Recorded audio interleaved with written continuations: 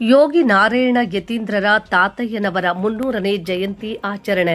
ಶ್ರೀನಿವಾಸಪುರ ಪುರಸಭೆಯಲ್ಲಿ ನಾದಬ್ರಹ್ಮ ಸದ್ಗುರು ಶ್ರೀ ಶ್ರೀ ಶ್ರೀ ಯೋಗಿ ನಾರಾಯಣ ಯತೀಂದ್ರರ ತಾತಯ್ಯನವರ 300ನೇ ವರ್ಷದ ಜಯಂತಿಯನ್ನು ಭಕ್ತಿ ಭಾವ ಹಾಗೂ ಅದ್ದೂರಿ ಕಾರ್ಯಕ್ರಮಗಳೊಂದಿಗೆ ಆಚರಿಸಲಾಯಿತು.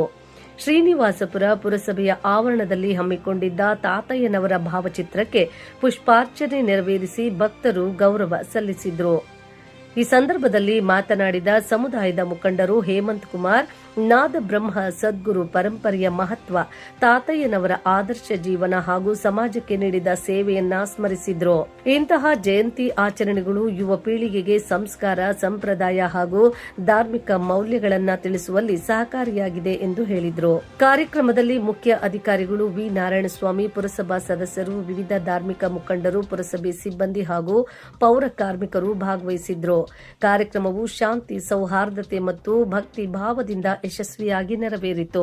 ಸರ್ವ ಜನಾಂಗದ ಶಾಂತಿಯ ಕೈವಾರ ತಾತಯ್ಯ ಎಲ್ಲ ಧರ್ಮಗಳನ್ನು, ಎಲ್ಲ ಜಾತಿಗಳನ್ನು ಒಗ್ಗೂಡಿಸಿಕೊಂಡು ಅವರ ಮಾರ್ಗದರ್ಶನದಂತೆ ಏನು ಜಯಂತ್ಯೋತ್ಸವ, ಕೈವಾರ ತಾತಯ್ಯ ಜಯಂತ್ಯೋತ್ಸವ ಪುರಸಭೆಯಿಂದ ಅದ್ದೂರಿಯಾಗಿ ಆಚರಣೆ ಮಾಡಲಾಗಿದೆ. ಅವರ ತತ್ವ ಸಿದ್ಧಾಂತಗಳನ್ನು ಪ್ರತಿನಿತ್ಯದಲ್ಲಿ ರೂಢಿಸಿಕೊಳ್ಳಬೇಕೆಂದು ವಿನಂತಿಸಿಕೊಳ್ಳುತ್ತೇವೆ ಮತ್ತು ಪುರಸಭೆ ನ್ಯಾಯಾಲಯದ ಎಲ್ಲ ಅಧಿಕಾರಿಗಳು ಈ ಕಾರ್ಯಕ್ರಮವನ್ನು ಚೆನ್ನಾಗಿ ಅರ್ಥಪೂರ್ಣವಾಗಿ ಮಾಡಿದೆ. ಧನ್ಯವಾದಗಳನ್ನು ತಿಳಿಸುತ್ತೇನೆ. ಇಡೀ ಮಾನವ ಕುಲಕ್ಕೆ ಕಾಲಜ್ಞಾನ ನಡೆಸಿಕೊಟ್ಟಂತಹ ಕೈವಾರ ತಾತಯ್ಯನವರು 300ನೇ ವರ್ಷದ ಜನ್ಮ ಜಯಂತ್ಯೋತ್ಸವದ ಸರ್ಕಾರಿ ಜಯಂತ್ಯೋತ್ಸವವನ್ನು ಇವತ್ತು ಪುರಸಭೆ ಕಾರ್ಯಾಲಯದಲ್ಲಿ ತುಂಬ ವೈಭವವಾಗಿ ಭಕ್ತಿಪೂರ್ವಕವಾಗಿ ಆಚರಿಸಿದ್ದಾರೆ.